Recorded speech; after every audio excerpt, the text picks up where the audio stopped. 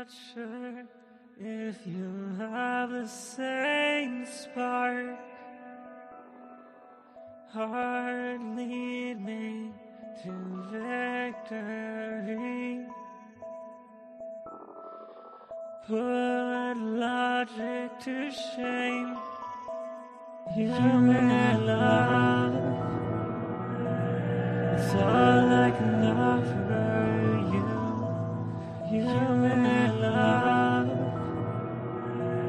it's all I can offer.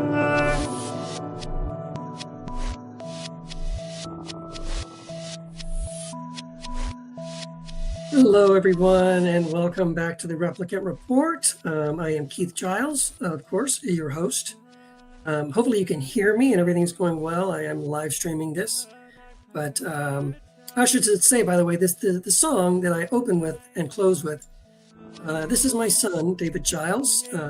This song is called Human Love, and it's recorded under the name TV is Neat. Interesting name, but you can find them on Bandcamp if you're curious. I love this song. It's a great song. But yeah, there you go. Anyway, welcome to another edition of the Replicant Report. And the reason why I've been sort of doing these a whole lot more often lately than I started off doing them is that lately I have been going to a local used bookstore, which just received probably 40 to 50 boxes of vintage science fiction, and I have been the beneficiary of that good fortune. And I wanted to share with you some of this is the second time I've gone back to the bookstore. This is a bookstore in Las Cruces, New Mexico. I live in El Paso. It's like an hour away, and it's the best bookstore in a 1,000-mile radius. It's fantastic, and especially when you see what I picked up. So before, I don't know if I should start. I picked up a couple of things on eBay. Maybe I'll share those first, and then I'll get into the books that I picked up a couple days ago at the local bookstore. So this is a book I had wanted for a while. I'm a little annoyed because the listing for the book on eBay had a different cover than the one I received, and I really hate when they do that, because a lot of times I am looking for a specific cover. In this case, I wasn't necessarily. It didn't really matter. This cover is a lot less interesting than the one that they listed, which is probably why they listed a different cover than the one that I ended up with. But I was very interested in this book. I love this movie. It's a movie called Under the Skin, and it's based on this book by Michael Faber. I love the film. Love, love, love. It's one of my favorite science fiction films of all time, with Scarlett Johansson. If you haven't seen it and you like science fiction, I recommend it. But I've heard that the book is also just genius in its own right. So I'd wanted it for a long time. I found it for like $3 or $4. Couldn't pass it up at the price. So I picked it up. And then I also found this one, something I'd been kind of on my radar for a while, but I've realized I'm never probably going to ever come across this book, in the wild, like at a bookstore or something. And I was interested in it. And I found it also used on eBay for a really good price. And I thought, well, again, I don't want to pass it up. And so it's kind of obscure. It's a book called Mechanismo. I mean, dude, check out the artwork on the cover, right? Isn't that amazing? So cool. So it says it's by Harry Harrison. Harry Harrison is an author, science fiction author. Probably his most famous book is the book that's the film Soylent Green is based on. It's called Make Room, Make Room. But he also wrote the Stainless Steel Rat series, which is a really great science fiction series, and Death World trilogy, and Star World, Homeworld, Wheel World trilogy, and lots of other things. So, but that's not why I bought this. Because you can tell from the size of it, this is not really a science fiction novel. What it actually is an art book. Now, this showed up on my radar initially. You remember Omni magazines? I used to love Omni magazines. And I have a copy of the very first issue of Omni magazine. If you have a copy of Omni magazine, issue 1, volume 1, there's a feature about Mechanismo in Omni. And so this picture is prominent, but lots of other images from this book are prominent.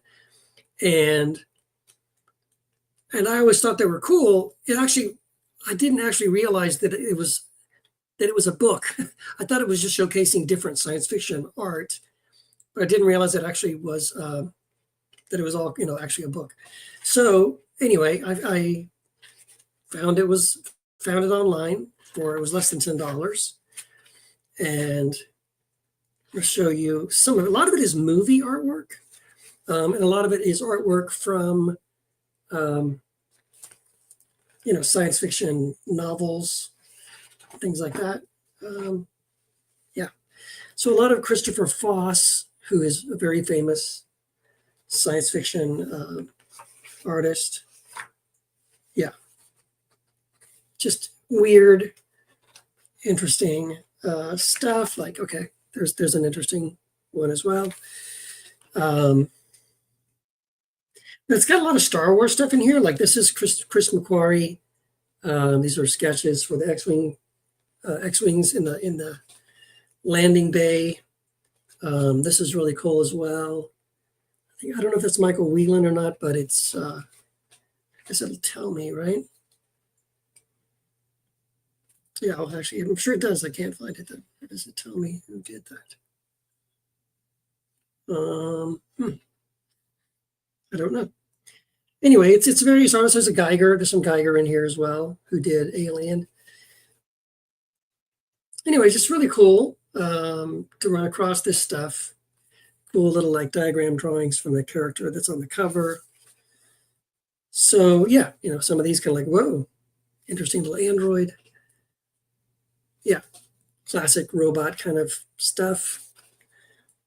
Anyway, vintage kind of sci-fi artwork. Pick that up. Very happy with that. Okay, so now let's go to the books that I picked up locally in the my little book haul that I just did. And when you see how many books, you're going to be like, oh my gosh, Keith, I can't believe you came home with 20 books or something. Understand each of these books are $1 or like $1.50 or something. So I'm getting a lot of books for very little money. And especially when there's so many great books, it's hard to pass it up. This one, Flash Gordon and the Ice Monster, it's by Al Williamson. Now, Al Williamson is an artist, and the whole thing, it's basically a comic. But Al Williamson, if you don't know who he is a phenomenal artist. Like you may know this about me. I'm a Blade Runner. I'm obsessed with the film Blade Runner, and Al Williamson did the comic book art for the Blade Runner comic book, and then I have it on my shelf over here. There's a version of the Blade Runner comic in paperback form like this, and it's also like this. It's black and white, so there's no color. And actually, the black and white I prefer. I really think the black and white is the best. So this was just so cool. I couldn't pass it up again for like $1. I am a fan of Al Williamson, and so running across this was kind of a treat. Yeah, so that was cool. I already have this book, but I didn't have this version of the book. This is a little more rare, and it's probably not a first edition, but I don't really care. I just like this artwork. This is one of Wendy's favorite books. It's called Dandelion Wine by Ray Bradbury. Dandelion Wine by Ray Bradbury. It's not a science fiction, actually. It's just a book about kind of growing up in a small town and memories and being a kid. It's kind of it's just kind of a nice little book of reminiscence and stories and things like that. But I just love this cover. If you can see, man, the cover art, I was like, oh, dude, that is pretty cool. So couldn't pass that up. Also, my mom has started reading some of the Ray Bradbury short story collections that I have. I haven't. The funny thing is, I have not read the Ray Bradbury short stories, but I've been buying the books. And so she's now reading I Sing the Body Electric. When she's done with that, I'm going to give her The Illustrated Man. And then after that, I'll give her this one, The Golden Apples of the Sun. Again, just collected short stories of Ray Bradbury. which are really cool, actually. And again, most of these short stories were published in anthologies, fantasy and science fiction, If, Astounding, Amazing Stories, things like that. And it just collected stories. And these are, Ray Bradbury, some of his stories are science fiction, some are horror, some are just weird.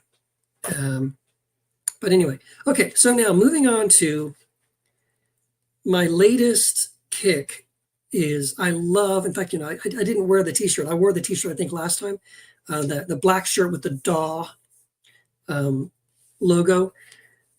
So I just picked up this stack of DAW science fiction books. They have so many of these DAW yellow spine sci-fi books at this store. And at $1 a piece, I honestly am very tempted. I promised my wife I'm not going to do this.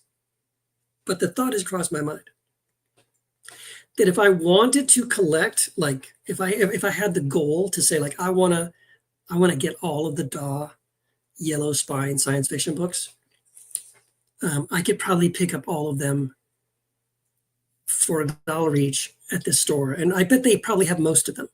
You know what I mean? That's what's so cool. So here's one of them that's really cool. So DAW is the initials of Donald A. Wollheim. So Donald A. Wollheim, that's what DAW stands for, presents the 1979 World's Best Science Fiction. Includes stories by Frank Herbert, who, of course, from Dune, Ursula K. Le Guin, John Varley, C.J. Cherry. Let me see if there's anybody else. Jack Chalker, James Tiptree Jr., and Greg Bear. So that's 1979. This one is 1978. I'm kind of going backwards. 1978 collection. Yep. This one includes Joe Haldeman, John Brunner, Harlan Ellison, who, of course, himself famously did collections, Michael Bishop. Let's see. James Gunn, Clifford D. Simak, and Joan D. Vengi. Then I also picked up the 1977 annual World's Best Science Fiction, Isaac Asimov, James Tiptree Jr., who actually was a pen name for a woman. I can't remember her name, but it was actually a woman writing under that name, because writing as a man in science fiction, she was more likely to be published. Brian Aldiss, Joanna Russ, also a female science fiction, a very, very good science fiction writer. Yeah. Who else? Let's see, John Varley, Lester Del Rey, Damon Knight. Okay. All right. So now this one I picked up really for two reasons. Well, maybe three reasons. One, because it is a DAW. And I'm crazy for these DAW yellow. Sorry, I'm cleaning this up a little bit because I'm noticing it's got some schmutz on it. I may have to go through this with like a wet wipe and clean it up a little bit. But so one, of course, I bought it because it's DAW. It's in really great condition. I've never heard of this author, Jody Scott, but I love the cover. This is cover art by one of probably my all-time favorite science fiction cover artist, Bob Pepper. And I'll probably do a video coming up on the Bob Pepper covers that he did for Philip K. Dick that I have. But I saw this was Bob Pepper, and I thought it was really cool. And then someone told me, I posted pictures of this on my Instagram and Facebook. And someone told me that this book is actually fantastic and that I should look for other books by this author, Jody Scott. So I will probably do that. Yeah, and it does look really good. So it's going to be on my list of, I'm going to actually have to read this one. Another one that was, there's a couple of people I watch on YouTube that do vintage science fiction videos and things. And one of the guys I follow, just started following, recommended this book, again from DAW. So I just wrote it down on my list, right? It's like, he said, oh, this book is really good. I wrote it down on my little list, and then I go to the store and I look for it, and there it is. And it's so exciting, that thrill, right? The endorphin release of like, yes, they have this rare book that I'm looking for, and they had it in really good condition. It's called Blueface by G.C. Edmondson. I'd never heard of this author before. I would have never even thought of this book before. I would have totally, and here's the thing, I probably ironically have passed over this book over the last 8 months. But because this person said, oh, this is a really good book, you should check it out, and it's kind of hard to find, I put it on my list, drove over there, and they had it. So very happy, and I definitely want to read this one as well. So that's going to go on the to be read pile. Okay, here's another one that the same guy also recommended as a very rare DAW book. It's a very hard to find DAW paperback. I found it in excellent condition. Again, it's a rare, hard to find book. I put it on my list. I drive over there, and sure enough, boom, there it is. And there's that feeling of like, yes, they had it. I can't believe I found it. Again, never heard of this author. Never heard of this book. It's called Nift the Lean, Raiders of the Infernal Domains. Follow the adventures of Nift the Lean, the master thief whose felonious appropriations and larcenous skills will lead you through Stygian realms to challenge your most lurid fantasies and errant imaginings. Blah, blah, blah. Anyway, I honestly just bought this as a collector. I probably will not read this book. But again, such great shape and hard to find, but I found it. This one I also picked up because, whereas I don't really want to try to collect every DAW book ever, I did find out that the very first DAW book ever published under the DAW imprint was this one, Andre Norton, Spell of the Witch World. Again, look how that cover is in perfect shape. Not a wrinkle, not a fold, nothing. And this is the very first DAW printed book ever. It says number 1 right there in that little box. So they all have a little number, right? So this one is number 508. Yes, there's like I think there's about 600 of these, which is another reason I should not try to collect all of them. This one's number 17, pretty early. This one's number 262, right? So they were numbered. I just wanted that one. I wanted the Norton book because it was the first one. I just want to be able to say like, hey, I've got the very first DAW, number 1. There's one more DAW book I will pull. I'll start with that one since we're on the topic of DAW, and the rest of them are not DAW, but are still pretty cool. This is an author who I also have not read, but C.J. Cherry. I did pick up from a friend of mine for free 2 or 3, let me think, 3 other books by C.J. Cherry, and this is a woman, female author. Merchanter's Luck. I have a couple others. They're also DAWs. I have them on the shelf over here. But Down Below Station is this author's most celebrated, most famous book. It is also a book that she won the Hugo Award for, this book right here. So seeing as that it's this author's most famous book, and it's a DAW, and it's a Hugo Award-winning book, I felt like I needed to pick that up. And again, for $1, it's hard to say no. Again, they also have these really cool illustrations. I noticed this one has an extra illustration of a ship, which is kind of cool. There's no other illustrations here, but yeah, and I might read this one day. Just see what all the hype's about when it comes to C.J. Cherry. Okay, here we go. The next stack. Now, I already had a copy of Dune, but I did not have a first printing paperback of Dune, and that's what this is. Frank Herbert's classic Dune. And I did check it out. Yep, Dune, copyright 1965 on the inside there. It's in pretty good shape, but the back cover's got a little tear on it. But the spine is in decent shape. It's not too folded. There's no folds on the corners here. I've just figured, look, if I'm going to be a collector of science fiction, I got to have a copy of that, right? So there you go. Oh, this is the plum. I'm going to save this one for the end because that's the big aha. This is the book that I screamed when I saw it in the box. I was just like, oh my gosh, couldn't believe it. Last time I was there, I picked up, I think, 3 different Kurt Vonnegut novels, and this time I also picked up 3 Kurt Vonnegut novels. This is Cat's Cradle. I already have this one, but this is in better shape than the one I had. Breakfast of Champions, which I did not have, and this is one of the ones I really wanted. I think I now have all the Kurt Vonnegut books that I really want, which is, of course, Slaughterhouse 5, Sirens of Titan, Cat's Cradle, Claire Piano, Mother Night. The one, something like "Thank You, Dr. Kevorkian" or something like that. I love it. I love the Dr. Kevorkian book. It's hilarious. So anyway, this is a decent copy of Breakfast of Champions, and yeah. And then another Kurt Vonnegut, Galapagos. It's very shiny. You can see it reflective there. It's kind of a shiny blue metallic cover. And that's yeah, kind of cool. All right, now the last time I was there, and I did a video showing you all the stuff I picked up. I mentioned that I showed you that I picked up Logan's Run, and I said this was a duplicate, that I already had a copy of the Logan's Run book, but I picked up a second one because they had one in such great shape.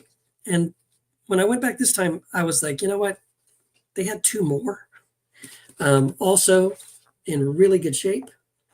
And again, for $1, it's kind of like, I don't know, man. I dig this. I remember seeing this movie as a kid. The comic is way better than the book. But yeah, I just thought this was really cool. And to get it for $1, and I don't know, I may sell it. If anybody wants a copy of this, let me know. I don't think they're going at the moment. I don't think they're going for a whole bunch of money. But, you know, maybe one day they will be. Again, this is also a duplicate. I already had this book, but again, for $1, couldn't pass it up. This is a book by, the author's name is K.M. O'Donnell, but that's a pen name for Barry Malzberg. I bought this because it's a Barry Malzberg book. And again, they had this very collectible, hard to find book. It's actually shrink wrapped. If you see that, I don't know who shrink wrapped it, but I guess it's preserved for your freshness, sealed for your freshness. And then, so this is an extra one. And so if anybody needs this, I may end up selling my extra copy of this, if there's any Malzberg fans out there. Also, I had held off getting these. So Ursula Le Guin, I love Ursula Le Guin, but I'm not a big fantasy person. I really prefer science fiction, right? So I love The Left Hand of Darkness, excellent. The Lathe of Heaven, that's my favorite, Ursula Le Guin. The Dispossessed, those three are my favorites. Those are really great. And then I kind of stopped there. Well, another kind of YouTube book, vintage sci-fi book guy that I follow had read some of the more obscure science fiction stuff from Ursula and really liked it, and said in some ways it's even better than The Dispossessed and Left Hand of Darkness and things like that. So I was like, okay. So going through the box, and this one I'd never even really heard of it. It's called City of Illusions by Ursula Le Guin. Was he human? Was he a human meteor or a time bomb from the stars?